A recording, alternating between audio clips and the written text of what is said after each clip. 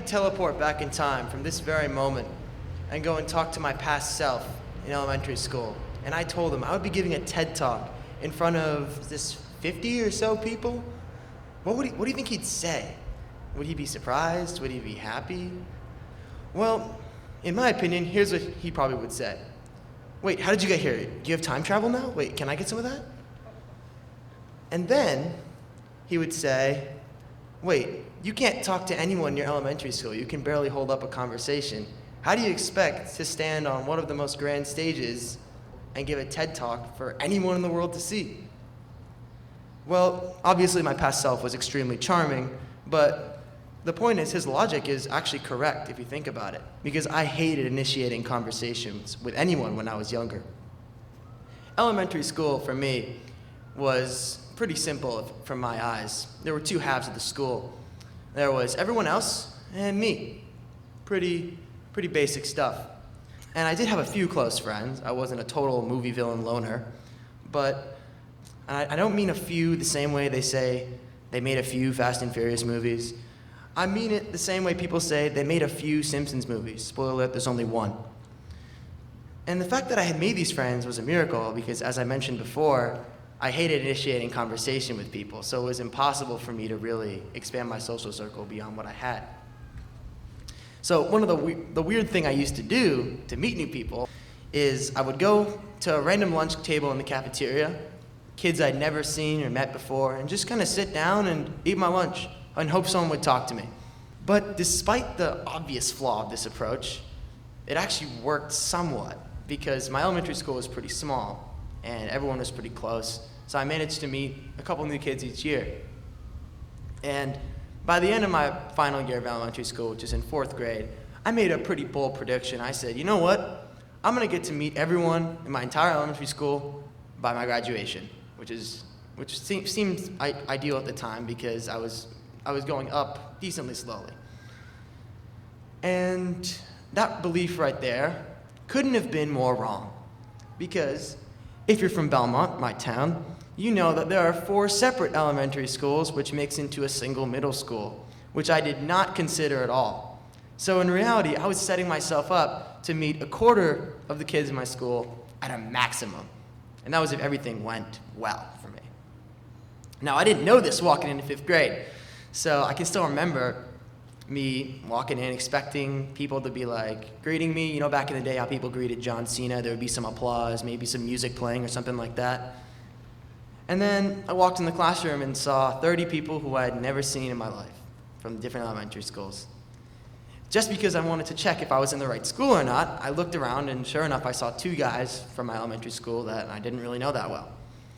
So now, square one, here we go, trying to make some more friends.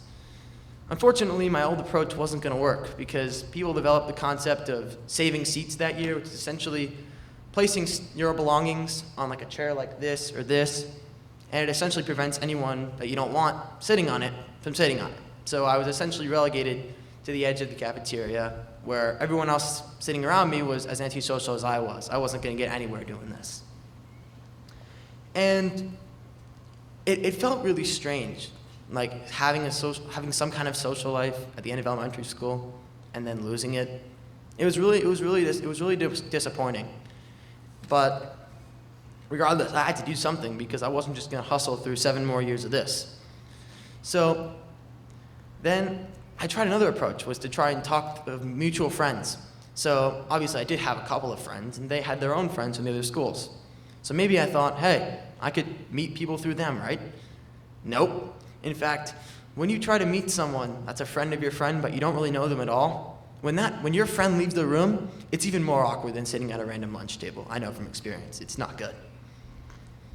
And also, furthermore, I wasn't necessarily the greatest kid when I was younger.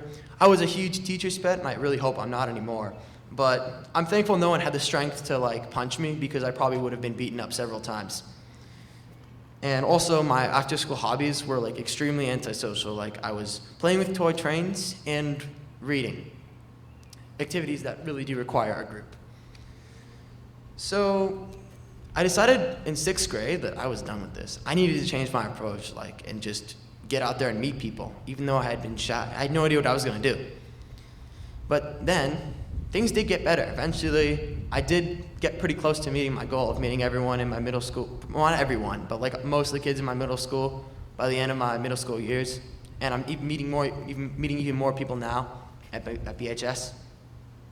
So what did I do? I know I totally glossed over that. That's like the most important part of my talk. But what I first want to discuss is how I was comfortable and talkative, if you will, around my friends, even though I was extremely awkward around everyone else. And that was mysterious to me because, I didn't try to turn my personality from a loud nerd with my friends to a quiet nerd with everybody else. So that was strange. And that was the main inspiration for me trying to make this talk.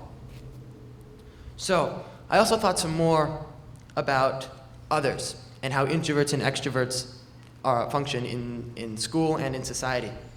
So a social scientist, David Freeman, conducted a 2008 study, and it showed that 62% of American students are classed as introverts. Now that was surprising because in my school, everyone was super social, always talking, so I thought I was one of a minority, but I was actually one of a silent majority. See what I did there? Also, another strange ratio given by, the Myers-Briggs Foundation, they estimated during a 1998 study that the percentage of introverts and extroverts for adults was 50-50. It's 12% difference from the other ratio. So I took from that some introverts can simply leave their tendencies behind as they age, but if it was truly a reasonable solution, then there would be a much larger skew towards extroverts. There would have been like a 75-25 extrovert ratio. So, also, I thought, could you just tell yourself that you're an extrovert and then you'll become an extrovert? And I found a study by the American Trends Panel. Out of 3,000 people, 80% of them could not label themselves as an introvert or extrovert, which means that the fact that so little people are able to classify themselves means that this doesn't really have any effect on your behavior, on your personality. So, in order to truly find a solution, I had to slightly modify the definition of an introvert. And introverts, as commonly thought, are not people that fear social interaction entirely. They fear what's commonly known as breaking the ice, the awkwardness and spur-of-the-moment decisions associated with meeting new people. Now, breaking the ice is an extremely daunting task, and even now, as a much more extroverted person, I still struggle with this, and everyone does. It's just awkward and it's not natural.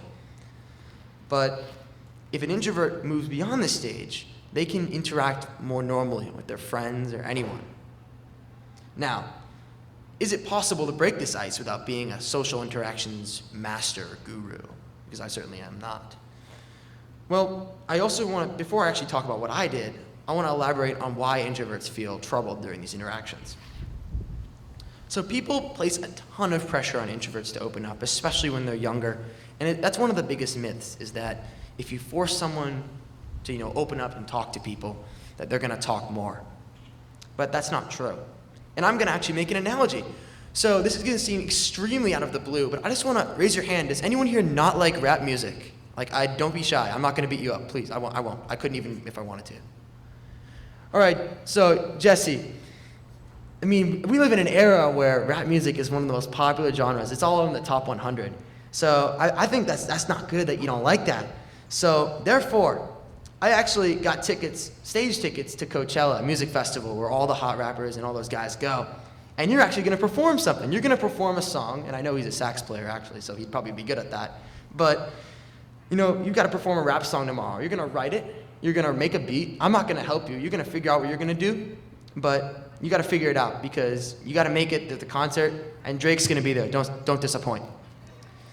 I know that sounds pretty crazy, and sounds like something you'd see in another movie. But what if I replace those musically themed words with ones relating to meeting new people? It sounds a little more realistic. Hey, I notice you don't like meeting new people, therefore I want you to try and meet everyone in your class by tomorrow. You have to figure out what you're going to do, but I'm not going to help you, and you just got to do it.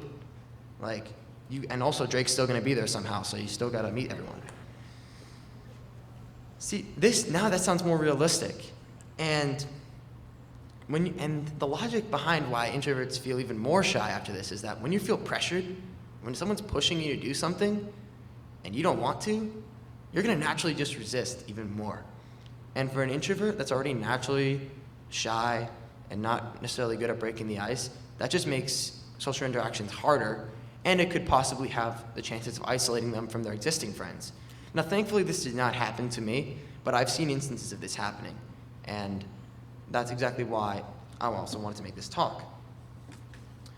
So, now, I know this talk has been extremely depressing so far with the occasional small joke that's sort of scripted, but there is some hope, and I'm going to try to make the last part of this talk positive, is that how I was able to transform myself from an introvert into an extrovert.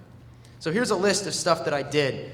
I did mental exercises, I had a checklist for each day, I changed my diet, and I meticulously planned each and every interaction with a therapist. Did you get all that? I really hope you didn't, because I did none of that. Seriously, I did nothing really fancy. There was none of the physical changes. I did something that sounds extremely corny, and I know a lot of people are going to really judge me for saying this, but I treated everyone as if I was their old friend. Okay, there's no booings, that's good.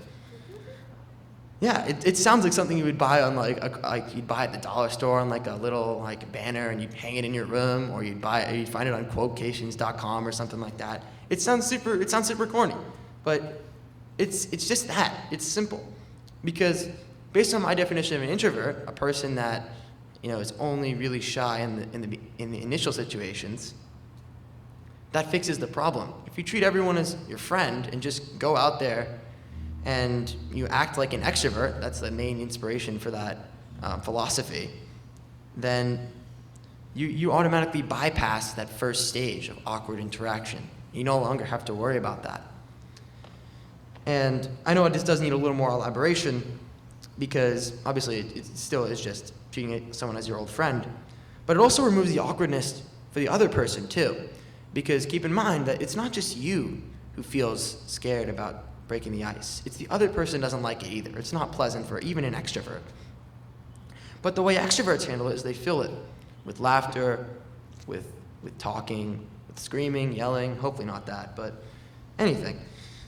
And this kind of old friend demeanor, it naturally it makes the conversation more comfortable. You feel like you've talked to that person for years, and you're like, wow, I really relate to this guy. Even though I don't know him, he's acting like we're friends already. Like, I really want to hang out with him. So, and also I want to make sure that I stress this is not something that should be like a daily routine. This is not, as I mentioned earlier in my joke about that big long list of stuff I did. You don't have to make a checklist or do anything physical. You don't have to see a therapist or anything like that. You just have to go and do that and follow that philosophy, whatever way it fits you. However you treat your friends is obviously the way that you should treat someone that you've just met. So, here are the results of applying this method to my life. So, as a rising junior in BHS, I can't honestly imagine living in school and surviving homework and tests without having friends to talk to. And I just know that I would have been so doomed if I had kept with my old approach back in the beginning of middle school. And also, I had an opportunity to try and really start from scratch. I started playing USTA tennis tournaments in, I believe, 7th grade. And I didn't know anyone, obviously, because, there's an entirely different community. Everyone lives miles and miles away. I have friends in New Hampshire, I have friends in Connecticut, and even some friends across the country. So I couldn't just go and sit with them and hope they would talk to me, because even tennis tournaments themselves are naturally awkward, because I might end up actually playing them in one of my matches. So you don't want to be talking to someone during the match. But I applied these tactics. I treated everyone as my friend from the moment I met them. And within 2 years, I was able to gain their respect, and I became very close with pretty much everyone in the area that played tennis and tournaments regularly. And I felt like I'd known these guys since I was young, like I really was their old friend. And it made me feel so good to go through all of that. No, and I would never have been able to do it if I had kept with my old approach, because there is no lunch tables at tennis tournaments, so I couldn't even do it if I wanted to. So now I want to finish my talk with some enduring questions.